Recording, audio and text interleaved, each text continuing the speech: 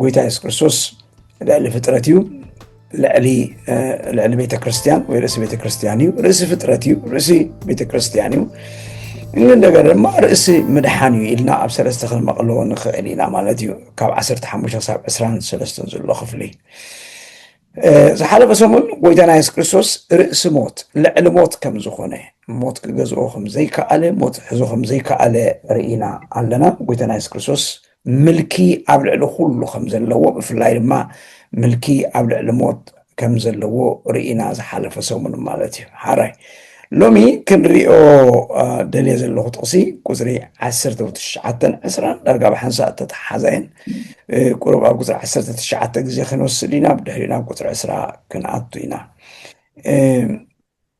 ቆሎሴ እቲ ቀዳማይ ምዕራፍ በይኑ ከም እንታይ ጌርና ክንሪኦ ሓስብ ቀዳማይ ምዕራፍ ከም ኣብ ዘፍጥረት ምዕራፍ ሓደ ጌርና ኸድና ክንሪኦ ንኽእል ኢና ዘፍጥረት ምዕራፍ ሓደ ጥቕልል ብዝበለ መገዲ እግዚኣብሔር ፈጠረ ይብል እሞ ድሓር ግን ኣብ ካልኣይ ናብ ሳልሳይን ብዝርዝር ናይቲ ፈጣጥራ ከመይ ከም ዝነበረ ይነግረና ማለት እዩ እንደገና ቀፂልና ዘዳግም ዝበሃል መፅሓፍ ኣለና ዘፍጥረት ዘፀአት ዘሌዋውያን ዘሁልቅ ምስ በልና ዘዳግም ዝብልና ኣብ ዘዳግም ጥቕልል ዝበለ እዩ ካብቶም 3 መፅሓፍቲ ወይ ካብቶም 4 መፅሓፍቲ ግና ብዝርዝር ኣብኦም ንረኽቦ ኣብ ዘዳግም ግን ጥቕልል ዝበለ መልክዕ ንረኽቦ ኣብ ሓድሽ ኪዳን እውን መምሃራ መፅሓፍ ቅዱስ ከም ዝነግሩና ካብተን 4 ወንጌላት መጀመርታ ማርቆስ እያ ተፃሒፋ ስለዚ ማቴዎስ ይኹን ሉቃስ ካብ ማርቆስ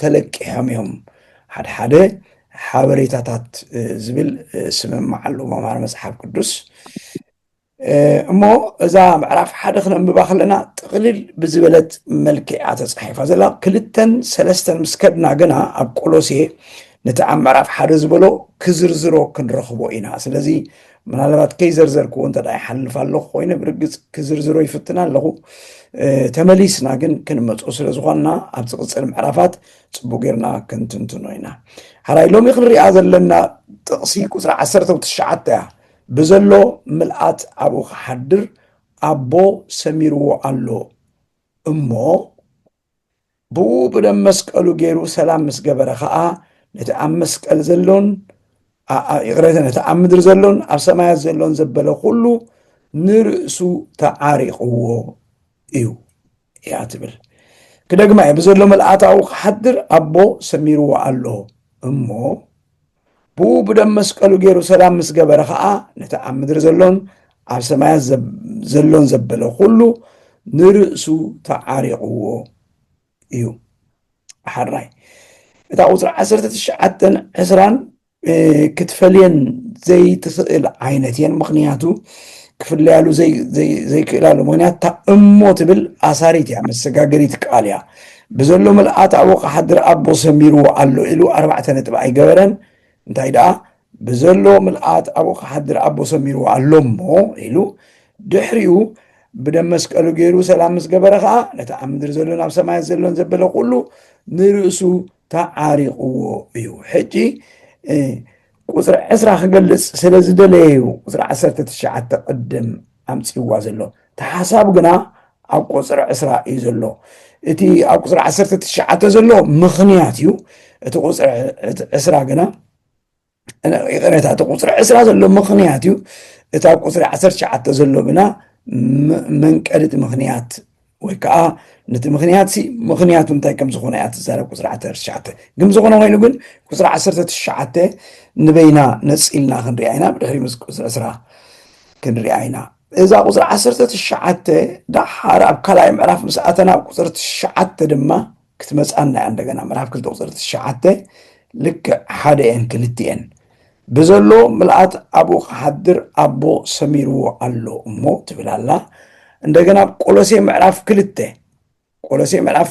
ቁፅሪ 9 እንድሕር ከድኩም ድማ እንታይ ኢሉ በኣ ኣብኡ ብዘሎ ምልኣት መለኮት ብስጋ ሓዲርዎ እዩ እሞ ኢሉ ኣሎ ኣብኡ ብዘሎ ምልኣት መለኮት ብስጋ ሓዲርዎ እዩ እሞ ትብል ኣላ ስለዚ ክልቲአን ቀራረባይን ዳርጋ ተደጋገማየን ጥቕስን ቃል ብቃልሲ ተደጋገመየን ግን ኣብዚ أم معرف حدا تتقيم الله زلو أبهلان أم معرف كل توصلت الشعتن تتقيم الله زلو أبهلان جن يفعل ليان أز معرف حدا وصل عسرة الشعتة التمخنيات كما يجيرو زي أبيرسي زي أبير أبو أب سماعتن أمدر زلو كله نرؤسو كما يجيرو خمزة عرقو كزارب سلز دليه زارب أب معرف كل توصري تشعتن حركتنا جن تمخنيات كاليو أبو يسوس كريستوس እቲ ንኣቦ ንኣምላኽ ዘብሎ ረቑሓታት ኩሉ ኣማሊኡ እዩ ክብል ስለ ዝደለየ እዩ። ስለዚ ድሓር እንተደገምናያ እውን ፀገም ኣይትኸውን። ሕጂ ግን ክትበርሃልና ምእንቲ ቁፅሪ 19 ክንሪኣ ኢና ንበይና። ኣብዚኣ እንታይ ይብል ኣሎ? ብዘሎ ምልኣት ኣብኡ ክሓድር ኣቦ ሰሚርዎ ኣሎ። እንተወሓደ ሰለስተ ተፈላለያ ቃላት ክንርኢ ኢና ንበይነን። ብዘሎ ምልኣት ኣብኡ ክሓድር እንደገና ኣቦ ሰሚርዎ ዝብላ ቃላት ክንሪአን ኢና ማለት እዩ። ሕጂ ብዘሎ ምልኣት ትብል መጀመርታ ክንሪአ ኢና። እታ ብዘሎ ከም ዘላታ ኩሉ ማለት እዩ። ብቋንቋ እንግሊዝ ኦል ኢልዎ ኣሎ። ኣብቲ ሓድሽ ትርጉም ኣብ ሓድሽ ትርጉም ከምዚ ገይሩ ኣቐሚጥዎ ኣሎ። ኣምላኽ ብመለኮቱ ብምልኣት ኣብኡ ክሓድር ፈተወ ኢልዎ ኣሎ። ኣምላኽ በቲ ወዱ ይቕረታ ኣምላኽ ብመለኮቱ ብምልኣት ኣብኡ ክሓድር ፈተወ ኢሉ ተርጊሙ ኣሎ። ከምኣ ከዓ እታ ትርጉማት ተኻሊእ ብቋንቋ እንግሊዝ ይኹን ብቋንቋ ኣምሓርኛ ይኹን ብካሊእ ትርጉማት ደሪኹማ በዛ ሓድሽ ትርጉም ተፃሒፋ ዘላ ብከምኣ ተርጊማ ዘላ። ስለዚ ብዝኾነ ኮይኑ ብዘሎ ምልኣት ኢሉ ዘሎ። ሕጂ እታ ምልኣት እትብል እንታይ ማለት እያ? ምልኣት እትብል ሕጂ እታ ምልኣት ትብል ቃል እንዳር ቃል ብቃላ ከይድካ እያ ሙሉእነት እያ ትምልክት። ሙሉእነት እያ ትሕብር። እታ ቃል ባዕላ ምልኣት ምስ ሙሉእ እትብል ምስ ሙሉእ ዝብል መበቆል ቃል ወይ ከዓ መሰረት ቃል ወይ ከዓ ሱር ቃል ምስ እያ ትኸይድ ሓራይ። ብዘሎ ምልኣት እንታይ እዩ? ብዘሎ ምልኣት ብኩሉ ምልኣት። ሕጂ እታ ምልኣት ክንትርጉማ ከለና ብመረፅን መፅሓፍ ቅዱስ ብዓይኒ መፅሓፍ ቅዱስ ክንሪኣ ከለና እንታይ ማለት እያ? እቲ ምልኣት ኢልዎ ዘሎ ንኣቦ ዘብሎ ረቑሓታት ወይ ድማ ንኣምላኽሲ ኣምላኽ ይኸብሎ ዝኽእል ረቑሓታት ማለት እዩ። ንኣምላኽሲ ኣምላኽ ከብሎ ዝኽእል ረቑሓታት ብቋንቋ እንግሊዝ attributes of God ይበሃል። ንኣምላኽሲ ኣምላኽ ዘበሎ ካብ ፍጥረት ዝፈለዮ ምስ ፍጥረት ከተመሳስሎ ዘይትኽእለሉ ነጥብታት ማለት እዩ እቲ ምልኣት ኢልዎ ዘሎ። እሞ ንኣምላኽ ኣምላኽ ዘብሎ ረቑሓታት ምስ ካሊእ ከተወዳድሮ ዘይትኽእል፣ ምስ ካሊእ ከተነፃፅሮ ዘይትኽእል፣ ምስ ካሊእ ከተመሳስሎ ዘይትኽእል ምኽንያታት ኣለዉ ኣምላኽ ዘብሎ ማለት እዩ። ሕጂ ተወሓደ ሓሙሽተ ኣለዉ ብስነ መለኮታዊ ኣዘራርባ በቃል ኣምላኻዊ ኣዘራርባ ንኣምላኽ ኣምላኽ ዘብልዎ ረቑሓታት ሓሙሽተ እዮም። ሓደ ንኣምላኽ ኣምላኽ ዘብሎ እቲ ኩሉ ከኣሊ ምዃኑ እዩ። ኩሉ ከኣሊ። እቲ ካልኣይ ንኣምላኽ ኣምላኽ ዘብሎ ድማ ኩሉ ፈላጢ ምዃኑ እዩ። እቲ ሳልሳይ ንኣምላኽ ኣምላኽ ዘብሎ ድማ ብሓንሳእ ኣብ ኩሉ ቦታ ክህሉ ምኽኣሉ እዩ። እቲ ራብዓይ ንኣምላኽ ኣምላኽ ዘብሎ ድማ ፈጣሪ ምዃኑ እዩ። እቲ ሓምሻይ ንኣምላኽ ኣምላኽ ዘብሎ ድማ ዘይለዋወጥ ምዃኑ እዩ። ክደግሞም እተን ሓሙሽተ ረቑሓታት ንኣምላኽ ኣምላኽ ዘብሎ ቀዳማይ እንታይ ኢለ ኩሉ ከኣሊ ምዃኑ እዩ። ኤልሻዳይ ዝብል ቃል ንጥቀመሉ ብቋንቋ ዕብራይስጢ እንታይ ማለት እዩ? ኩሉ ከኣሊ ዝብል እዩ። ካልኣይ ድማ ኩሉ ፈላጢ ኦምናይሰንት ንብሎ ኩሉ ዝፈልጥ እንታይ ማለት ከም ዝኾነ ክትንትኖ ድሓር። ብሳልሳይ ደረጃ ድማ ንኣምላኽ ኣምላኽ ዘብሎ ድማ ብሓንሳእ ኣብ ኩሉ ቦታ ምህላው ወይከዓ ምርካብ መኽኣሉ እዚኡ እቲ ራብዓይ ምፍጣር መኽኣሉ ፈጣሪ ምዃኑ እቲ ሓምሻይ ድማ ዘይለዋወጥ ምዃኑ እዩ እዚኦም ሓሙሽተ ምልኣት ኣምላኽ እዮም ወይከዓ ኣምላኽ ዘብሉ ረቋሕታት እዮም እዚኦም ኣብቲ ፍጥረት ዝበሃል ነገር ኣይትረኽቦምን ኢኻ ካብ ፍጥረት እቲ ልዑል ኮይኑ ንሪኦን ልዑል ኮይኑ ንረኽቦም ብዙሕ ግዜ ካብ ፍጥረት መላእኽቲ እዮም ልዕሊ ሰብ መላእኽቲ እዮም ኣብ ሕጊ ተፈጥሮ ወይ ሕጊ ኣፈጣጥራ ማለት እዩ ስለዚ መላእኽቲ እዞም ሕጂ ዝበልኩም ረቋሕታት ኣይማልኡን እዮም የብሎምን እዮም ሰይጣኑን ፍጡር እዩ ፍጡር ስለ ዝኾነ ድማ እዞም ሕጂ ዝበልኩም ረቋሕታት ከዓ ኣይማልኡን እዮም ሰብ ከዓ ሰብ ስለ ዝኾነ እዞም ዝበልኩም ረቋሕታት ኣይማልኡን እዩ ስለዚ እዚኣቶም ንኣምላኽ ኣምላኽ ዘብልዎ ነጥብታት እዮም እንታይ ማለት እዮም ኩሉ ሓደ ብሓደ ክንትርጉሞ ክንዝርዝሮ ግዜውን የብልናን ግን ድሓር ተመሊስና ካልኣይ ምዕራፍ ቁፅሪ 9 ምስ ኣተናው ንዕሪና ስለ ንሪኦ ጥራይ ሕልፍ ክብሎ እየ እዞም ሓሙሽተ ረቋሕታት ንኣምላኽ ኣምላኽ ዘብልዎ ማለት እዩ ቀዳማይ እንታይ ኢለ እቲ ኩሉ ምኽኣሉ እዩ ኣምላኽ ኩሉ ከኣሊ ኣምላኽ እዩ ኩሉ ከኣሊ ክንብል ከለና እንታይ ኢና ንብል ዘለና ብፍላይ እታ ኩሉ ትብል ብቅድሚት ምቕማጣ እንታይ እያ ትሕብር ማለት እዩ ዘይክእሎ ከም ዘይብሉ ማለት እዩ ዘይክእሎ ከም ዘይብሉ ንምርኣይ ኩሉ ትብል ቃል ብቅድሚት ኣቐሚጥናላ ኣለና በዚ ከዓ በቲ ኩሉ ከኣልነቱ ድማ መወዳደርቲ ስለ ዘይብሉ እታ ኩሉ ትብል ብቅድም ኣቐሚጥናያ ኣለና ሰብ ዝኽእሎ ነገር ኣለዎ ዘይክእሎ ነገር ኣለዎ መላእኽቲ ዝኽእልዎ ነገር ኣለዎ ዘይክእልዎ ነገር ኣለዎ ሰይጣን ዝኽእሎ ነገር ኣሎ ዘይክእሎ ነገር ከዓ ኣሎ ኣምላኽ ግና እታ ኩሉ ትብል ቅድሚት እታ ከኣልነቱ ብምምፃኣ ብቋንቋ እንግሊሽ ኦምናይ ይብሎ ኣይ ቲንክ ካብ ቋንቋ ፀሪ ተለቅሕዎ ቃል ይመስለኒ ኦምናይ እትብል ቃል ከዓ ኩሉ እትብል እያ ከኣሊ እያ ትብል ስለዚ ኣምላኽ ኩሉ ከኣሊ እዩ ስለዚ እቲ ንኣምላኽ ኣምላኽ ዘብሎ እቲ ኩሉ ምኽኣሉ እዩ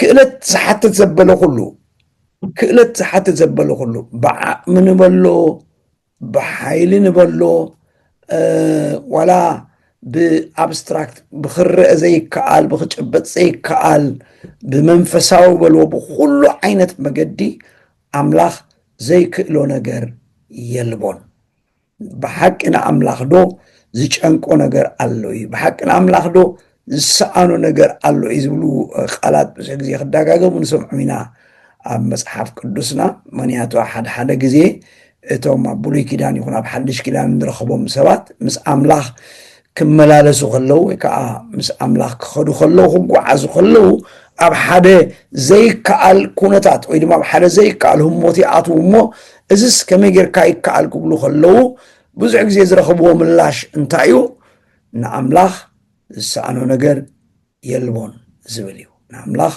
ዝሰኣኖ ነገር የልቦን እዩ ንኣብርሃም ዝክርዎ ኩሉ ግዜ እንጥቀመሉ ጥቕሲ እዩ ንኣብርሃም ኣነ እቲ ኩሉ ዝኽእል ዕሬታ ኣምላኽ ኢልዎ ኣሎ ኣነ እቲ ኩሉ ዝኽእል ኣምላኽ ኣብ ቅድመይ ከዓ ተመላለስ ፍጹም ከዓኹን ኢልዎ ኣሎ ስለዚ ኣነ ኩሉ ከኣሊ ኢልዎ ኣሎ ገዛእ ርእሱ ከላሊ ከሎ ንኣብርሃም እግዚኣብሔር ኣነ ሽመይ ኤልሻዳይ ኩሉ ከኣሊ ዝበሃል ኣምላኽ ኢልዎ ስለዚ ኩሉ ከኣልነት ኣምላኽ በዚ መገዲ ክንሪኦ ንኽእል ኢና ካልኣይ ኩሉ ፈላጥነት እዩ ኣምላኽ ንኣምላኽ ዘብሎ ኩሉ ፈላጥነት ማለት ናይ ሕሉፍ ይፈልጥ ናይ ዘሎ ይፈልጥ ናይ መጻኢ ይፈልጥ ኣብ ልቢ ሰብ ዘሎ ይፈልጥ ኣብ ሓሳብ ሰብ ዘሎ ይፈልጥ ብዛዕባ ኩሉ ነገር ከዓ ይፈልጥ ኦም ናይ ሰንት ይበሃል ኣምላኽ ዘይፈልጦ ነገር የልቦን ኣምላኽ ኣይፈልጦን እዩ እዝስ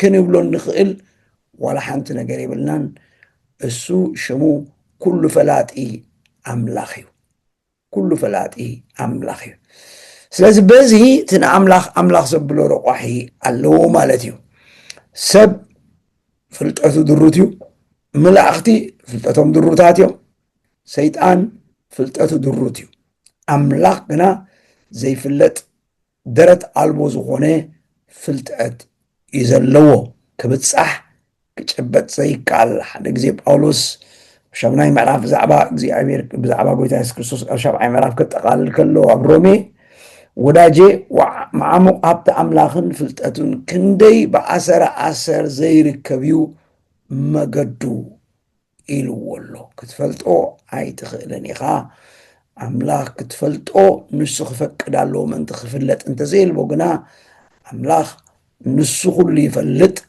ሰብ ግና ኩሉ ነገር ኣይፈልጥን እዩ ድሮት እዩ። እዚ ትኻልእ ኩሉ ፈላጥነቱ እዩ ንኣምላኽ ኣምላኽ ዘብሎ ማለት እዩ። ብሳልሳይ ደረጃ ድማ ብሓንሳ ኣብ ኩሉ ቦታ ምርካቡ እዩ።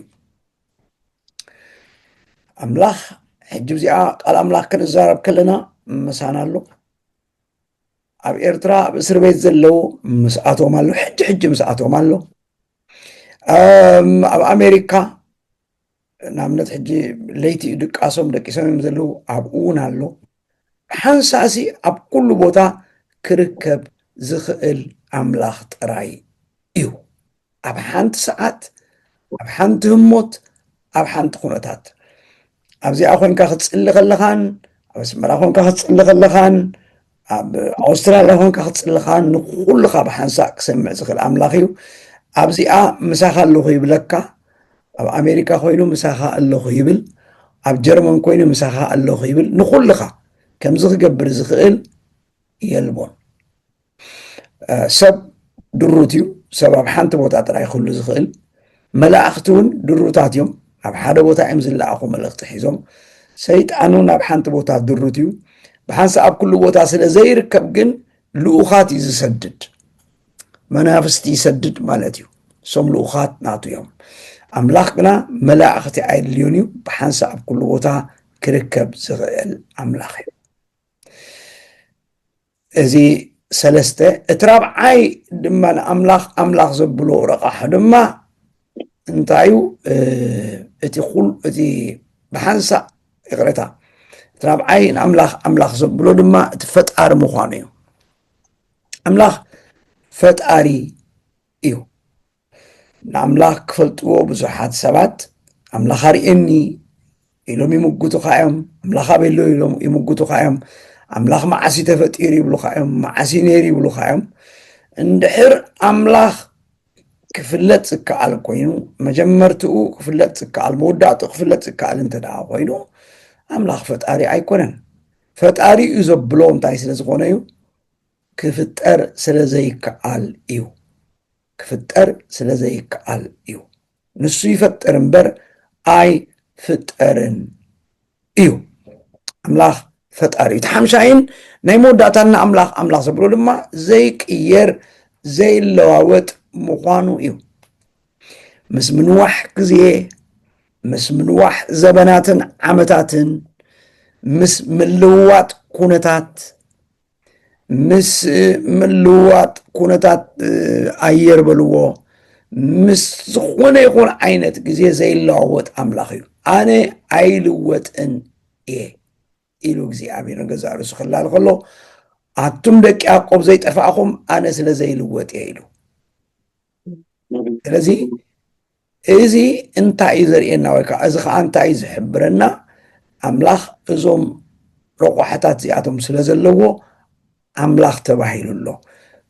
እዚኦም ካብዚኦም ሓደ እንድሕር ጎዲልዎ ኣምላኽ ክበሃል ኣይክእልን እዩ።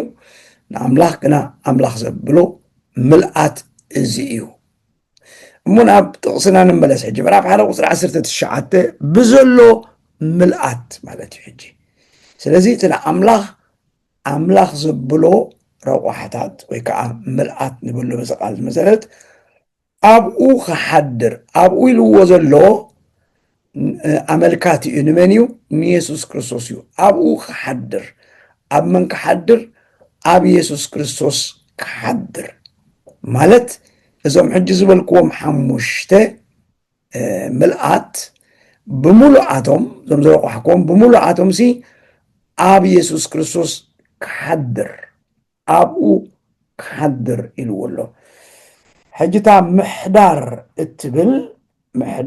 እትብል እንታይ ተመልክት? ብትግርኛና ምሕዳር ማለት ካብ ሎሚ ናብ ፅባሕ መሰጋገሪ ድቅስ ኢልካ ምትንሳእ ምሕዳር ኢልና ንትርጉሙ ንኣብነት ኣበይ ሓዲርካ እንተዳ ተባሂልና ሎሚ ለይትስ ኣበይ ደቂስካ ነርካ ማለት እዩ ኣበይ ክትሓድር ኢኻ ክንብል ከለና ሎሚ ለይትስ ኣበይ ክትድቅስ ኢኻ ስለዚ እቲ ናይ ምድቃስ ሰዓታት 12 ሰዓት ክኸውን ይኽእል እዩ ዝነውሐ ካብኡ ዝሓፀረ ግን 8 ሰዓት 9 ሰዓት 6 ሰዓት ብሎ ደቂስካ ትትስኣሉ ምሕዳር ኢኻ ትዛረብ እዚ ልሙድ ወይ ከዓ ዝውቱር ዝኾነ ትርጉም እቲ ቃል እዩ እቲ ምሕዳር ዝብል ቃል ኢልና ክንሪኦ ከለና ግን እቲ ምሕዳር ዝብል ቃል ኣብዚ ኣቐሚጥዎ ዘሎ ተፃሓፊ እቲ በኽሩ ፅሑፍ ኣብቲ ቋንቋ ፅረ ወይ ከዓ ግሪክ እንድሕር ኬድና እቲ ምሕዳር ኢልዎ ዘሎ ከምዚ ሕጂ ዝበልናዮ ጊዜያዊ ዘይኮነሲ ቀዋሚ መንበሪ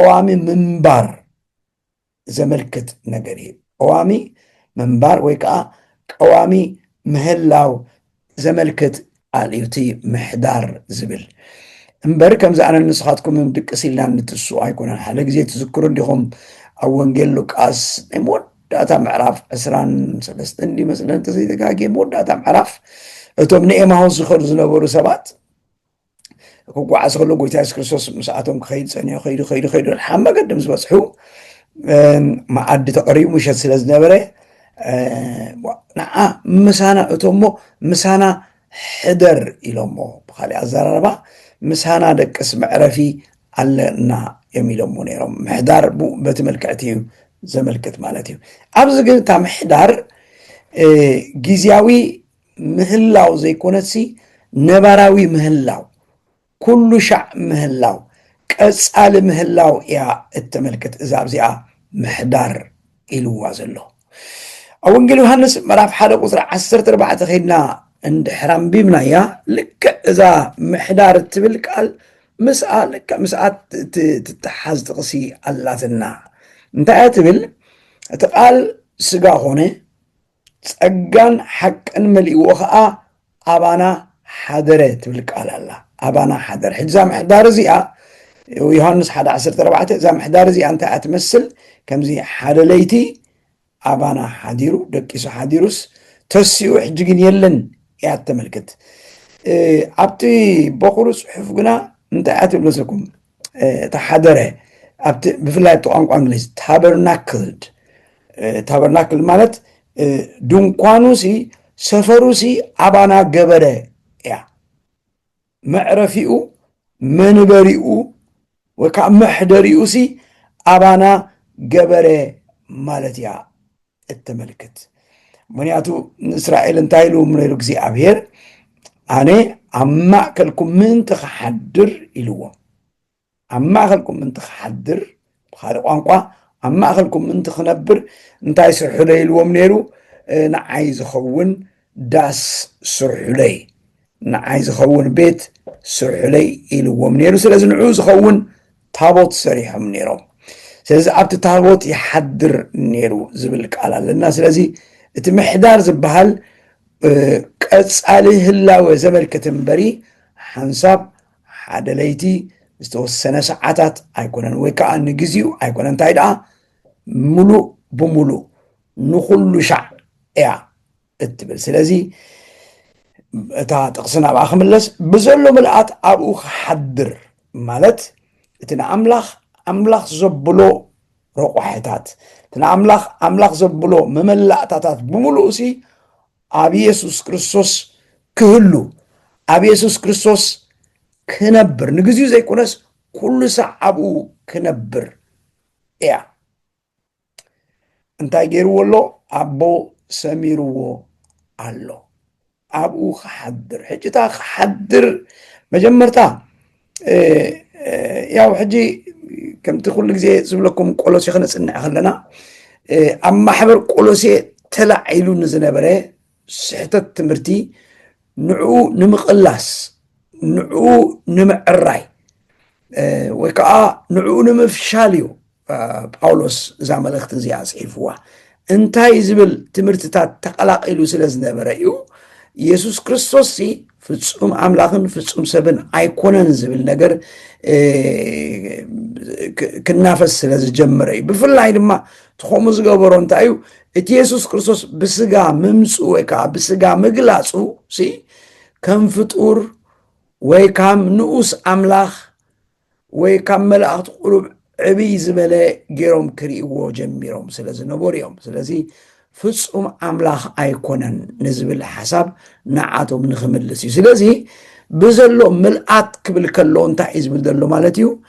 እቲ ንእግዚኣብሔር ኣምላኽ ኣቦ ወይ ከዓ ንያህዌ ወይ ከዓ ነቲ ኣምላኽ ነቲ ኣቦ ዝበሃል ዘለዎ ምልኣት ብምሉኡ ኣብ ኢየሱስ ክርስቶስ ከዓ ሓዲሩ ኣሎ ይነብር ኣሎ እዩ ዝብሎም ዘሎ። ምክንያቱ እዞም ሰባት እዚኣቶም እንታይ እዮም ዝብሉ ነይሮም? እቲ ሓደ እቲ ንኣምላኽ ኣምላኽ ዘብሎ ኣይነበሮን ብምልኣት ተዓንቶይ ዝበልክዎ ማለት እዩ። እቲ ኩሉ ምፍላጡ፣ እቲ ብኩሉ ምኽኣሉ፣ እቲ ብሓንሳ ኣብ ኩሉ ቦታ ምንባሩ፣ እቲ ፈጣሪ ምዃኑ፣ እቲ ዘይለዋወጥ ምዃኑ እዚኣቶም ንዑ ኣይምልከቶምን እዩ፣ ንየሱስ ኣይምልከቶምን እዩ ካብዚኣቶም ኢሎም ይሓስቡ ስለ ዝነበሩ እዮም። ጳውሎስ ከዓ ይብል ኣሎ ኣይፋሉን ብዘሎ ምልኣት ኣብኡ ሓዲሩ እዩ፣ ኣብኡ ይነብር ነይሩ ይነብር ኣሎ እዩ ኢሎም እዮም። ትዝክሩ ኢኹም ካብዞም ብድሕሪኡ ተላዕሉ መምሃራን ማለት እዩ። ድሕሪኡ ኣብ 253 ዓመተ ምህረት ኣቢሉ ተላዓለ። ኣብ 300 ዓመት ብፍላይ ተላዒሉ ተመረ ተኣርዮስ ዝበሃል ዝነበረ ሰብኣይ ዝዛረቦ ቃል ዝጥቀመሉ ቋንቋ ነጊረኩም የቅድሚ ሕጂ ኢየሱስ ክርስቶስ ኣምላኽ ዘይኮነሉ እዋን ነይሩ እዩ ዝብል ትምህርቲ ምፅኢ ነይሩ። ሓደ እዋን ነይሩ እዩ ኣምላኽ ዘይኮነሉ ኣምላኽ እዩ ራእዩ ሕጂ ትምህርቲ ከመይ ከም ዝኾነ ዘባል ከም ዝኾነ ኣምላኽ እዩ፣ ግን ኣምላኽ ዘይኮነሉ እዋን ከዓ ነይሩ እዩ ዝብል ትምህርቲ ኣምፂ ነይሩ ማለት። ስለዚ ንዑ ንምምላስ ነዚኹም ዓይነት ትምህርቲ ንምምላስ ዝቃላቐል ዝነበረ ትምህርቲ ናይ ኖስቲክስ ንዑ ክምልስ ስለ ዝደለየ እቲ ንኣምላኽ ኣምላኽ ዘብሎሲ ኣብ ጎይታና ኢየሱስ ክርስቶስ ነይሩ እዩ ይኽብል ደልዩ።